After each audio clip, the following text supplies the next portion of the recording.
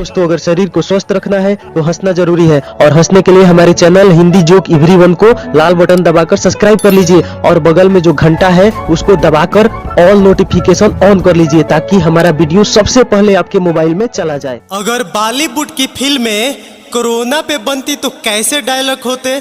शोले में, ये मास्क मुझे दे दे ठाकुर। दीवार में, मेरे पास मास्क है, सैनिटाइजर है, इंश्योरेंस है, बैंक बैलेंस है, तुम्हारे पास क्या है? मेरे पास कोरोना वैक्सीन है। दबंग में, कोविड से डर नहीं लगता साहब, लॉकडाउन से लगता है। बाजीराव मस्तानी में, अगर आपने हमसे हमारा सैनिटाइजर मांगा होता तो हम खुशी खुशी दे देते, मगर आपने तो मास्क ना पहनकर हमारा गुरूर ही तोड़ दिया। डॉन में, कोरोना की वैक्सीन तो 11 मुल्कों की डॉक्टर्स ढूंढ रही है, पर वैक्सीन को ढूंढना मुश्किल ही नहीं नामुमकिन है। दामिनी में, तारीख पे तारीख हमेशा अगले लॉकडाउन की तारीख ही मिलती रही मिलोट, पर नहीं मिली तो लॉकडाउन की आखिरी तारीख। मुगले आजम, सोशल डिस्टेंसिंग तुम्हें मरने नहीं देगा और लॉकडाउन तुम्हें जीने नहीं देगा। पाकीजा, आपके पाँव देखे बहुत हसीन है, इन्हें घर पर ही रखिएगा वरना कोरोना हो जाएगा। एक बार संता को एक चिराग मिला। संता ने जब उस चिराग को रगड़ा तो अंदर से एक जिन प्रकट हो गया। जिन बोला, कहो मेरे आका, तुम क्या चाहते हो? संता बोला, तुम मेरी 100 मांगे पूरी कर दो। जिन बोला, माफ करना, पर मैं सिर्फ 3 मांगे ही पूरी कर सकता हूँ। संता बोला, पर इस समय तुम मेरे गुलाम हो तो तुम्हें मेरी 100 मांगे पूरी करनी होगी। जिन को संता की यह बात सुनकर गुस्सा आ गया और बोला, मैं सिर्फ 3 मांगे पूरी करूंगा, अगर मंजूर है तो ठीक, नहीं तो मैं चला। संता ने कुछ सोचा और कहा, ठीक है, मेरी सबसे पहली मांग यह है कि तुम अपने हाथ में एक डंडा ले लो। जिन ने हवा में हाथ घुमाया और हाथ में डंडा पकड़ लिया। संता बोला, अब यह डंडा अपनी पिछवाड़े में ले लो। जिन ने यह सुनकर थोड़ा घबरा गया, पर उसने फिर वो डंडा अपनी पिछवाड़े में ले लिया। संता बोला, अब साले बता, इस डंडे को बड़ा करने की मांग पूरी करेगा या मेरी 100 मांगे पूरी करेगा? एक लड़की की शादी हुई और उसकी सहेली को उसकी सुहाग रात के बारे में जानने की बड़ी ही उत्सुकता थी। सहेली बोली, बताना कल रात को क्या हुआ? लड़की बोली, कुछ नहीं। सहेली बोली, पर कल तो तेरी सुहाग रात थी, कुछ तो हुआ होगा। लड़की बोली, कह रही हूँ ना, कुछ नहीं हुआ। सहेली बोली, अच्छा तो मुझे कल रात की सारी घटना बता। लड़की बोली, रात को 10 बजे मेरे पति कमरे में आए। सहेली बोली, फिर क्या हुआ? लड़की बोली, उन्होंने अपना कोट उतारा और खूंटी पर टांग दिया। सहेली फिर बोली, फिर क्या हुआ? लड़की बोली, फिर उन्होंने अपनी टाई उतारी और खूंटी पर टांग दी। सहेली बोली, फिर क्या हुआ? लड़की बोली, फिर उन्होंने अपनी शर्ट उतारी और खूंटी पर टांग दी। सहेली बोली, फिर क्या हुआ? लड़की बोली, फिर उन्होंने अपनी बनियान उतारी और खूंटी पर टांग दी। सहेली बोली, फिर क्या हुआ? लड़की बोली, फिर उन्होंने अपनी बेल्ट उतारी और खूंटी पर टांग दी। सहेली बोली, फिर क्या हुआ? लड़की बोली, फिर उन्होंने अपनी पैंट भी उतार कर खूंटी पर टांग दी। सहेली बोली, फिर क्या हुआ? लड़की बोली, फिर उन्होंने मेरी साड़ी उतारी और खूंटी पर टांग दी। सहेली बोली, फिर क्या हुआ? लड़की बोली, फिर मेरा ब्लाउज उतारा और खूंटी पर टांग दिया। सहेली बोली, फिर क्या हुआ? लड़की बोली, फिर उन्होंने मेरा पेटीकोट भी उतारा और खूंटी पर टांग दिया। सहेली बोली, फिर क्या हुआ? लड़की बोली, फिर उन्होंने मेरी ब्रा भी उतार कर खूंटी पर टांग दी। सहेली बोली, फिर तो जरूर कुछ मजेदार हुआ होगा। लड़की बोली, हाँ हुआ था ना, बहुत मजा आया। सहेली बोली, क्या हुआ था? लड़की बोली, इतने सारे कपड़े लादने की वजह से खूंटी टूट गई और वो सारी रात खूंटी ही ठोकते रह गए। आदमी बोला, बाबा जी बहुत समय से कोशिश कर रहा हूँ लेकिन काम में तरक्की नहीं हो रही। बाबा बोला, बेटा तुमने अपनी पत्नी के खाने की कभी तारीफ नहीं की, अपनी पत्नी के खाने की तारीफ करो, तुम्हें अवश्य तरक्की मिलेगी। आदमी बाबा को धन्यवाद बोलकर चल दिया। घर पहुंचकर उसकी पत्नी ने खाना परोसा। आदमी ने खाना खाया और खाने की जमकर तारीफ की।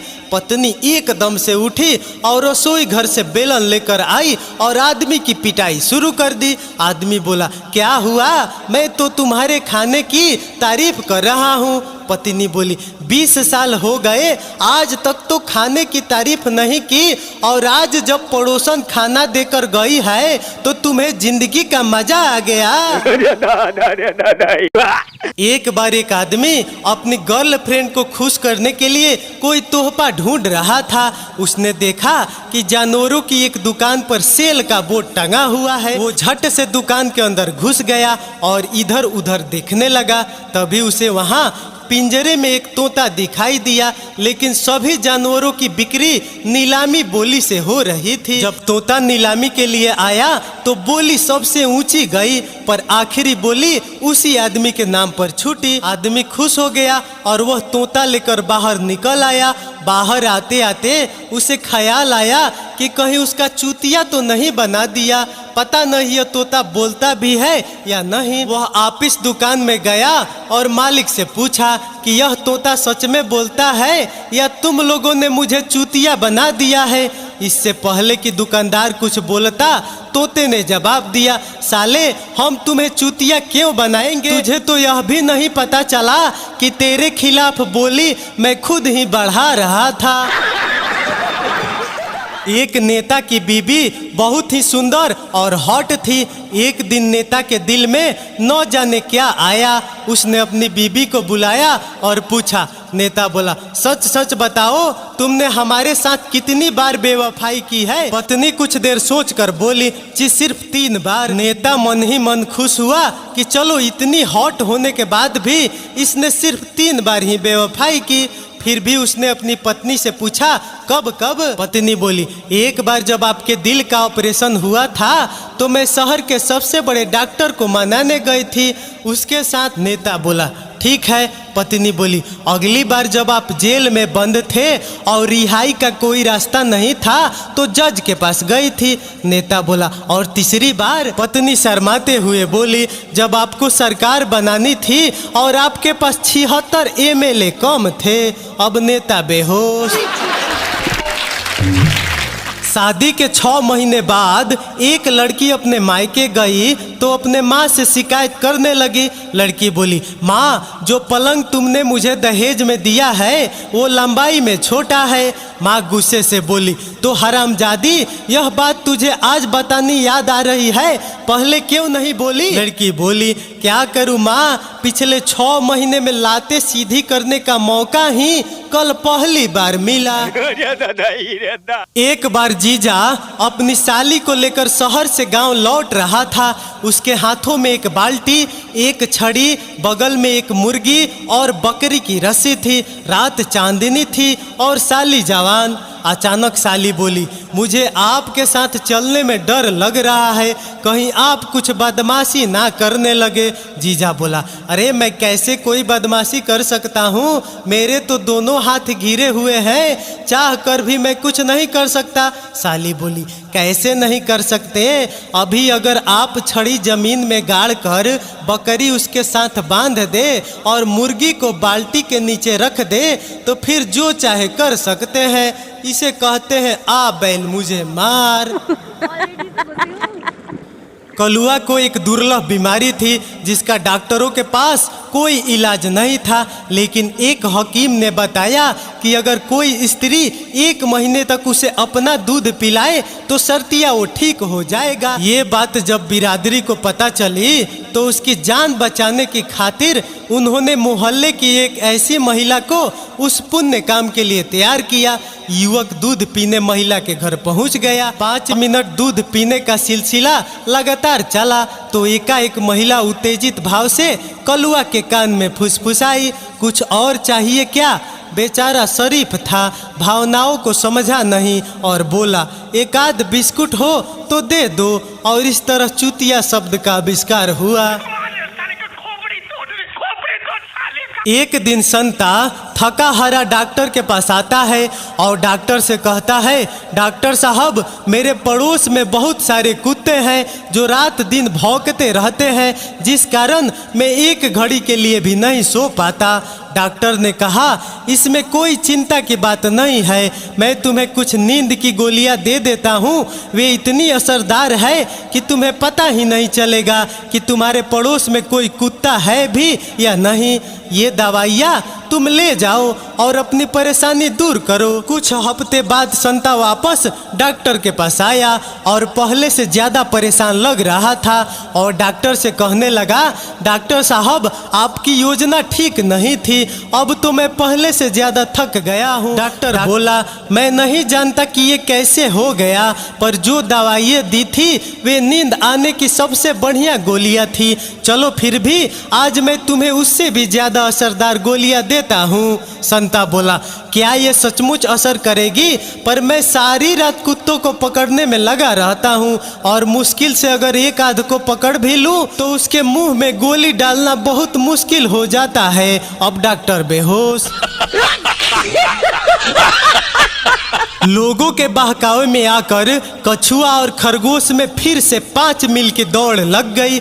3 मील की दूरी पर जाकर खरगोश ने देखा कि कछुआ बहुत दूर है और उसने सामने के ठेके से एक बोतल ली और पीना शुरू कर दिया। 2 या 3 पैक पीने के बाद उसने सामने से कछुए को आते हुए देखा और बोला, ले भाई आज तू भी ले। कछुआ भी बैठ गया और पीते पीते बोतल खत्म हो गई। कछुए ने कहा, तुम मेरे इतने अच्छे दोस्त हो और मैं तुम्हारे साथ दौड़ने की होड़ के लिए लोगों की बातों में आ गया, तुम्हारे साथ क्या हार क्या जीत, चल भाई एक हाफ और मंगा ले।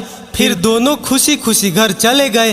कथासार, अपने दोस्तों के साथ आखिर किस बात की रेस, हर समय हार जीत के पीछे ही भागते न रहे, साथ बैठिए, 2 पैग लीजिए और देखिए कि ये जिंदगी सच में कितनी ज्यादा खूबसूरत है। एक बच्चा अपने पापा के साथ बाइक पर जा रहा था। चॉकलेट की दुकान पर पापा ने बाइक रोकी और बेटे के लिए चॉकलेट लाने गए। उसे वहीं खड़े रहने को कहा। जब पापा लौट कर आए तो देखा बेटा वहाँ नहीं था। उन्होंने नज़र दौड़ाई तो देखा कि बेटा एक बिल्डिंग को बहुत गौर से देख रहा था। पापा करीब पहुँचे तो उनको देखकर बेटा बोला, मैं इस बिल्डिंग को जानता हूँ पापा, इससे मेरा जरूर पिछले जन्म का नाता है, इसी से मैं यहाँ खींचता चला आया हूँ। पापा ने एक चपत लगाई और कहा, ये तेरा स्कूल है जो पिछले साल से बंद है। मेरी हंसी नहीं रुक रही है। And she is so damn funny. Listen, Varun.